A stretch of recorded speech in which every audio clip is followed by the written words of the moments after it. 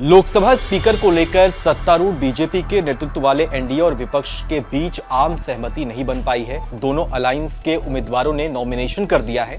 NDA से BJP सांसद ओम बिरला और इंडिया ब्लॉक से कांग्रेस सांसद के सुरेश ने मंगलवार को लोकसभा महासचिव के दफ्तर में नामांकन पत्र जमा किया है। अब बुधवार की सुबह 11 बजे वोटिंग होगी, उसके बाद नतीजे आएंगे। हालांकि एनडीए के पास पूर्ण बहुमत है और किसी तरह का संकट दिखाई नहीं देता है। आइए जानते हैं कौन है विपक्ष के उम्मीदवार के सुरेश। आजादी के बाद देश में तीसरी बार लोकसभा अध्यक्ष पद के लिए चुनाव होने जा रहे हैं। इंडिया ब्लॉक ने सत्तारूढ़ राष्ट्रीय जनतांत्रिक गठबंधन यानी कि एनडीए पर डिप्टी स्पीकर का पद विपक्ष को देने की परंपरा का पालन नहीं करने का आरोप लगाया है। इससे पहले कांग्रेस नेता केसी वेणुगोपाल और डीएमके नेता टीआर बालू ने रक्षा मंत्री राजनाथ सिंह के कार्यालय में मीटिंग की। इसके बाद विपक्ष ने डिप्टी स्पीकर पद की पेशकश के बिना एनडीए उम्मीदवार ओम बिरला का समर्थन करने से इनकार कर दिया। विपक्ष ने मंगलवार को के सुरेश के समर्थन में नामांकन के 3 सेट दाखिल किए हैं। के सुरेश एक दलित नेता हैं और 8 बार के वो सांसद हैं।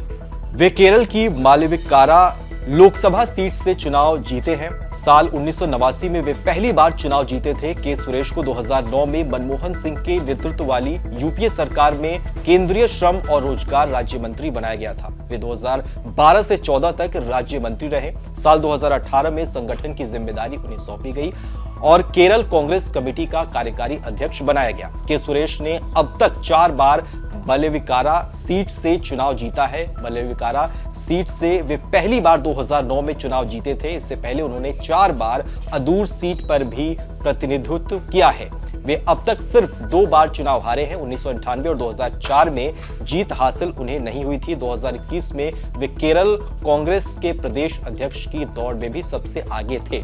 फिलहाल के सुरेश कांग्रेस कार्य समिति यानी सीडब्ल्यूसी के विशेष आमंत्रित सदस्य हैं।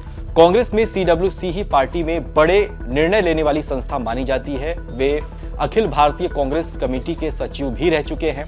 हाल ही में आम चुनाव में के सुरेश ने सीपीआई के युवा नेता अरुण कुमार को 10,868 वोटों से हराया है। हालांकि केरल में उनकी ये जीत बहुत बड़ी नहीं है। फिलहाल अब लोकसभा अध्यक्ष को लेकर चुनाव होना है। 72 साल बाद लोकसभा स्पीकर को लेकर चुनाव होने जा रहे हैं। बुधवार की सुबह 11 बजे मतदान होगा, उसके बाद नतीजे आएंगे। अब तक स्पीकर को लेकर आम सहमति बनती रही है। विपक्षी दल से जुड़ा नेता डिप्टी स्पीकर चुना जाता रहा है। के सुरेश का मुकाबला एनडीए के उम्मीदवार ओम बिरला से होगा।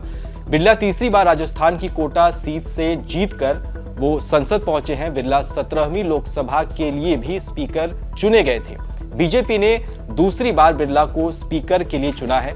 मंगलवार को एनडीए के तमाम नेताओं के साथ राजनाथ सिंह, अमित शाह और JP Nadda Lok Sabha secretary general room में पहुंचे थे और बिरला का नॉमिनेशन कराया था। सत्ता पक्ष के पास पूर्ण बहुमत है। एनडीए के पास 292 सांसदों का समर्थन है। बहरहाल आपको हमारी ये खबर कैसी लगी हमें कमेंट सेक्शन में लिख के जरूर बताइए। बाकी देश और दुनिया की तमाम बड़ी खबरों के लिए सब्सक्राइब कीजिए आज तक।